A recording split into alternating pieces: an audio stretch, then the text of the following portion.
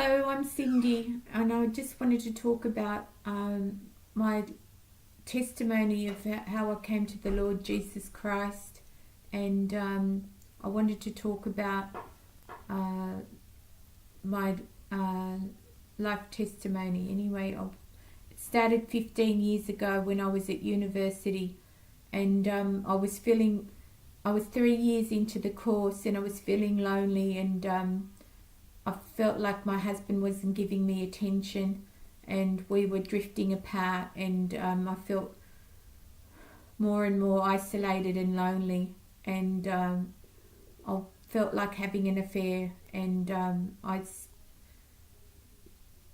spoke to God. I used to attend church, but I'd given it up to go to university, and I was feeling out of the church and into a new environment of all different people, like university students, all these big brains and everything, and I felt like I was just in a new place, in a new era. I was feeling really good to be with all these young brains around me. I felt really hyped up and really good, and anyway, 3 years into the life, and I saw everyone match up and pair up and have boyfriends and girlfriends, and I had 6 children at home, a 6-week-old baby, and I was feeling really lonely and upset, and I was praying to God and very angry with God. Please, God, give me someone to love. Give me bring someone into my life that I could love. And then I felt He answered my prayer with this dream, when I had this dream, and in it there was this tutor that I really disliked, and he was giving me really hard marks and really making me angry in class, and frustrating me, and making me feel like I'm going to fail the class. He just marked me so hard and was very hard on me compared to other people, and so I wanted to leave his class. I wanted to go to another class, and I did leave his class, and he made it hard for me to go to another class because he knew the other tutors, and they were Indian, and they were playing power struggles, and they forced me back into his class. And when I went into his class, he started being friendly with me, and then he said to me, "Oh, Cindy, why don't you be my girlfriend for a week?" And I couldn't believe it, and I couldn't believe what came out of my mouth. I said okay, and the dream came back to life, and it was where I had dreamt that me and him were going out, and that he was my boyfriend, and I was married at the time, but this was happening, and I said to him, no, I can't go out with you, no. And then he looked really upset and sad, and then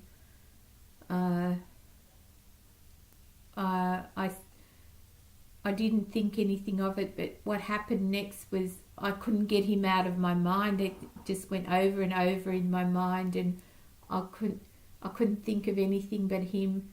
And later I realized I'd mingled in with the powers of darkness, because this was witchcraft. He was using witchcraft on me, and I really believe that. And later it was confirmed to me by one of his mutual friends, and he said to me he was using witchcraft on me, and voodoo. And so I didn't have his phone number or his email, and that was the last night that I was going to see him. And we made little funny comments in the week after, and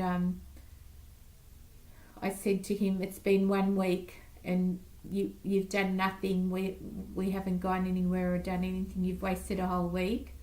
And that was the last night I was going to see him. So because the university was over and exams were going to start.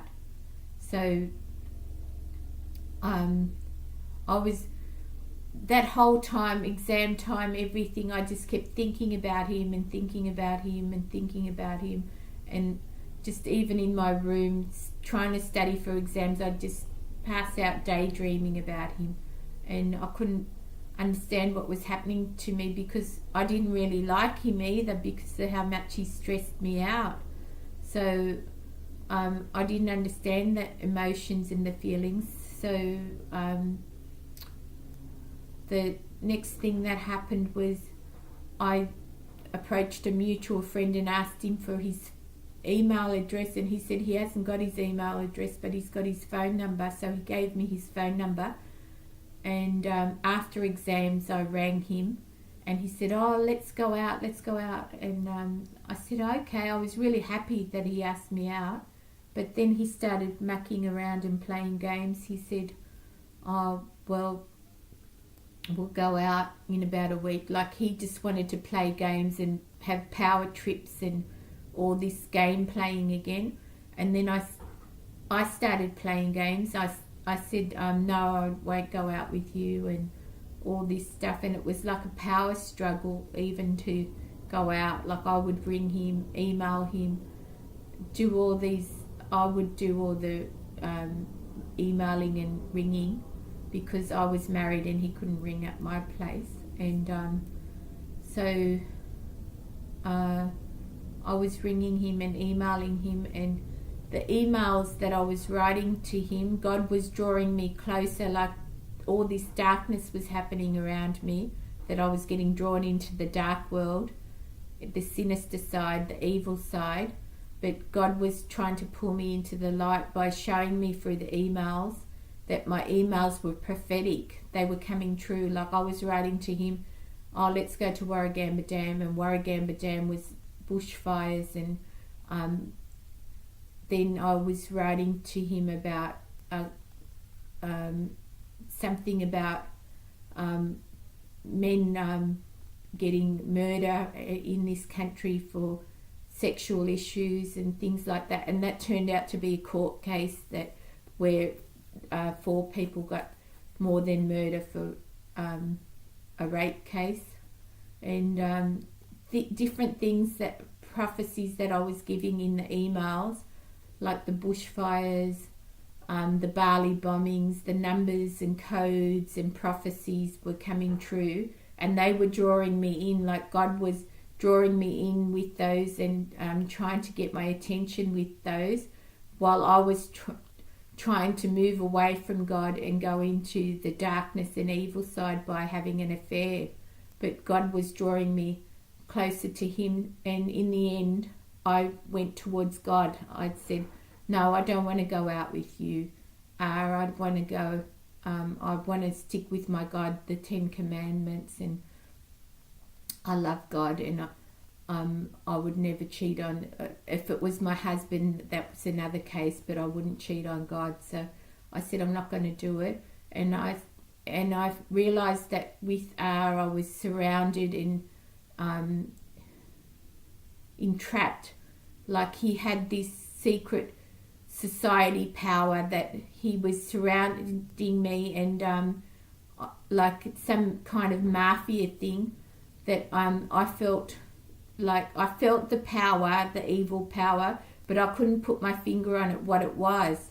And I said to him, I just wanted to get out of it, but I wanted to get out of it in one piece. And I said, I don't want to go out with you, leave me alone, and I'm going to get my friends onto you. It was I was scared, so I was threatening, and I didn't really even have friends or things that I could get onto him. But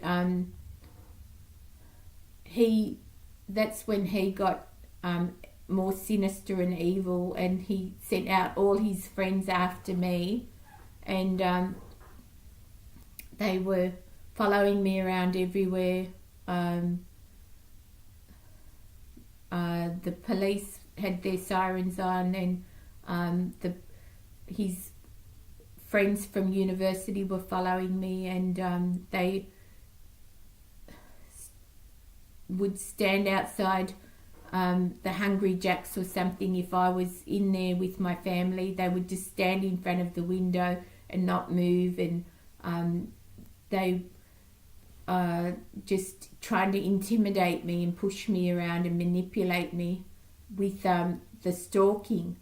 And later I found out, when I googled this stalking, I was trying to Google gang stalking, whatever, and then I realized that this was a whole new phenomena, a whole new world of people stalking, harassing,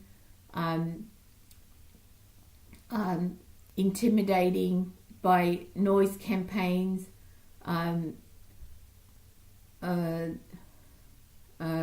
mimicking street theatre,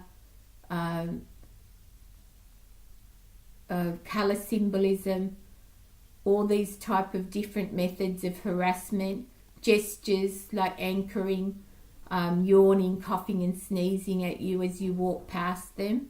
That's what they do to me now, and they've been doing it to me for 15 years. They follow me around, yawn, cough and sneeze at me, and they're not all the same people. They've changed, the people have changed, but the gestures are all the same.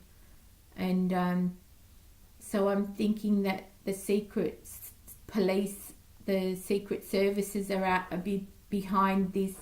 They're conspiring to do this because there's no other people, that all the people are different, but the gestures are always the same. So I'm thinking that these people are,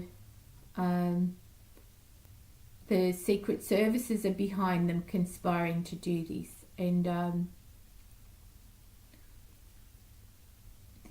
I would like to end my video here, and the next video I would like to talk more about what happens, how I get spiritually closer to God, and